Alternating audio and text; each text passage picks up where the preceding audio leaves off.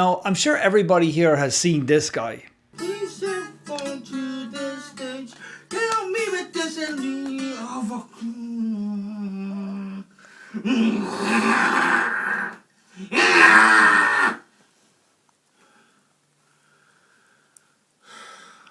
I'm trying. I mean, it still makes me laugh. And I've seen lots of videos about, you know, reacting to this guy's strife, you know, and I think everybody pretty much missed a golden opportunity to comment on something that has actually been on my mind for a very long time. And that is negative self-talk. Now, this negative self-talk thing, it's something I know a lot about. I've been doing it for my entire life. And where has it gotten me? Nowhere. And what it does is it holds you back. Now, I think that you guys probably know, yeah, talking negatively can hold you back. And you've heard, you know, Dr. Phil probably go on about it, or somebody, you know, and we don't really pay much attention to it, yet so many of us are doing it. Now, I'd like to think of myself as somebody who's recovering from being a very, very serious negative self-talker. I mean, self-flagellation was, you know, it was a way of life for me. And I see it in my students. So it's like the kind of thing, you know, when you have a problem and you see it in everybody who has that problem, and when you have it in yourself, you're like, oh yeah, I know I got that problem, but whatever. I see it in my students a lot. And of course, being the teacher and being paid to do that particular job, it's my job to point it out. And I've thought a lot about it, and it's something I really want to share with you, because I think overcoming it is, I mean, really, like, the world is your oyster, and you can get to that oyster world a lot quicker, if you know what I'm trying to say. If you can find a way to diminish or excise that negative self-talk out of your practice routine, out of your musical life, you'll actually get to the music sooner, better, with more joy and more overall fulfillment. And isn't that the name of the game? I mean, you would think with some, at least I would think with some of the people that I've met, that really their sole purpose is just to shit on themselves. And that's why they took up an instrument. So it was like the vehicle where they can not only, you know, do it in their practice room, but they can do it in public too.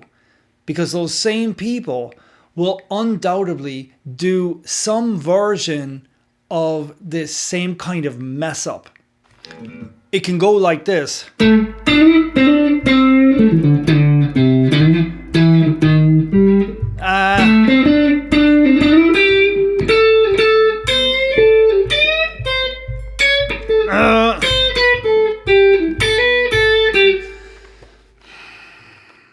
Do we really need to hear any more of that kind of thing? I've actually seen a student of mine not do really what the first guy did that, you know, everybody makes fun of, was like probably the most steroided, extreme freak out nonsense that's happening when he's playing. But I've seen people like just like get tighter and tighter and tighter. And that's nowhere. That really is nowhere. These kind of habits happen, or they started happening, with the way we perceived our primary caretakers and how they, you know, how they basically berated us, and how you dealt with it as you grew up. You may have seen your parents or whomever was taking care of you berate somebody.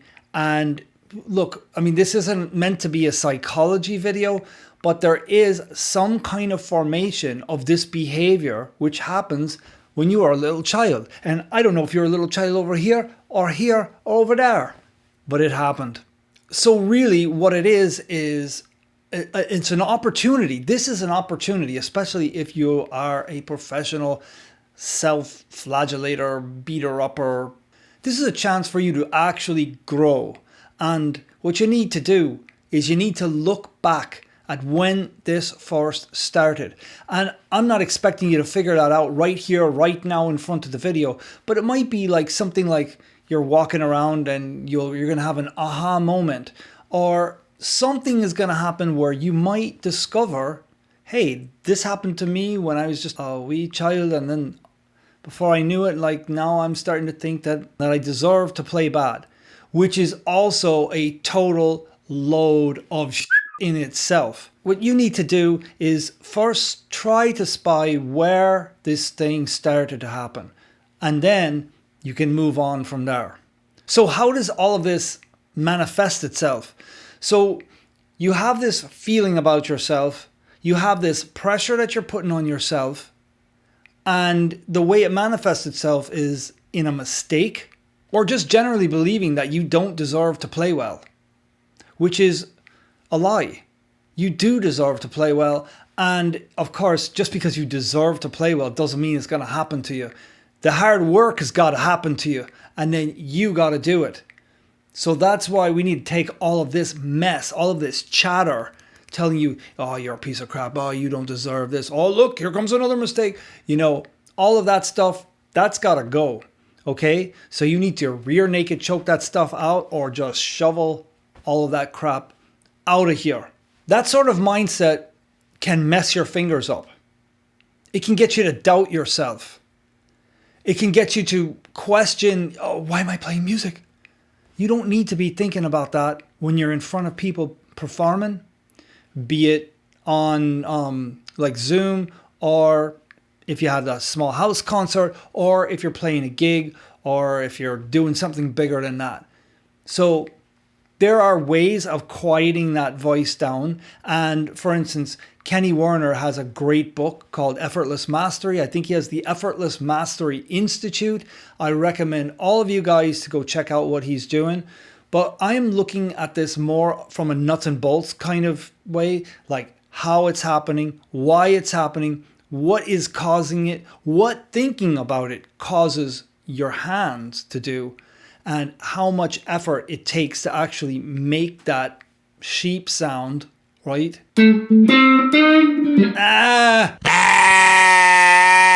So what does it take in your brain to actually make that sound and to stop playing? Well, there's a lot of things that can happen before it. And there are many different contexts that can cause it to happen. You're playing in front of somebody you respect. You're playing in front of one of your heroes. You are playing in front of people. You are trying to do something that you know is above your skill level, and yet you're trying it anyways. And then you got these voices saying, you're going to fail. You're going to, here it comes, right? So let's check out what happens. So you go for something, your fingers don't quite make it because you're a little bit nervous about it. And your eyes see it if you're looking down. Your ears hear it. Your right hand might get stuck, or you might make 2 or 3 mistakes before you can stop if you're not paying attention. Then, so there's all of this kind of circuit going on. And then you tell yourself, I got to make a sound. That's a lot of brain work. So yeah, okay, so you're a great multitasker, but if you are, but what happens to the flow? The flow is gone. So you're playing a gig with somebody, and then you hear this loud, and then they stop playing, or they have a massive mess up, and then the mess up is actually bigger than it actually should have been. So that's one of the reasons why you have to get rid of that. You have to get rid of that. You have to excise it, cut it out of your, you have to cut it out of your practice schedule, because I guarantee you, if you're doing that on video, you're doing it at home practicing. I know it, because it's you and you're doing it. So don't run away from it. Accept it. When you listen back to recordings of yourself, say, okay, yep, there I go. But you really, really, I urge you to do the legwork. Find out why.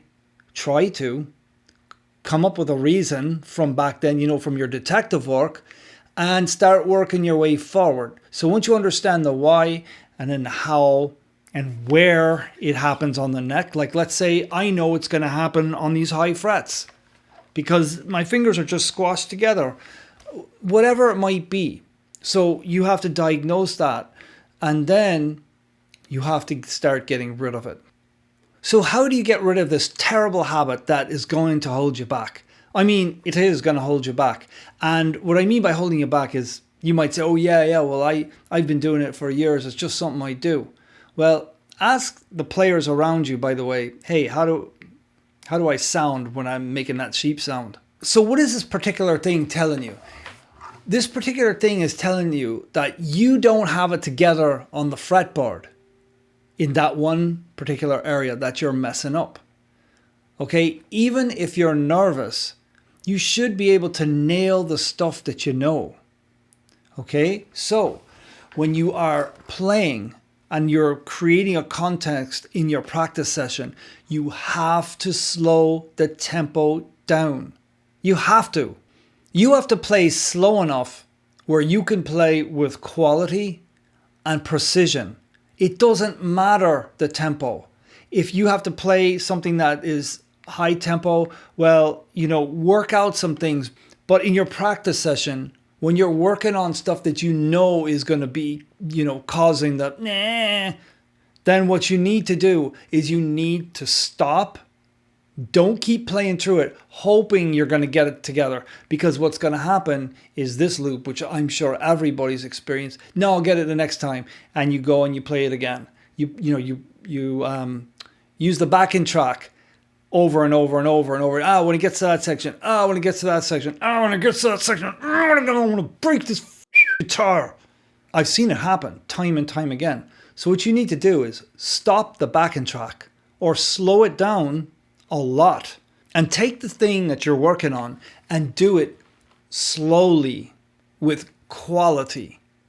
A quality sound is what I mean. And I'm not talking about a quality sound in amp. I'm talking about a quality sound from your hands, right? So you get the quality sound from your hands when both of your hands are timed at the same time. Like if you're an alternate picker, or if you're an economy picker, or if you're into sweep picking or legato playing, whatever it is, you have nailed the technique where it is not even a thought.